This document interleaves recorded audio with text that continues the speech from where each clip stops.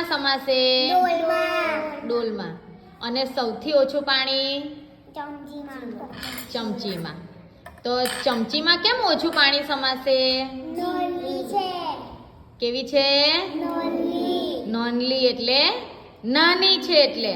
અને સૌથી વધારે પાણી શેમાં સમાશે? ડોલમાં. કેમ ડોલમાં સમાશે? મોટી છે.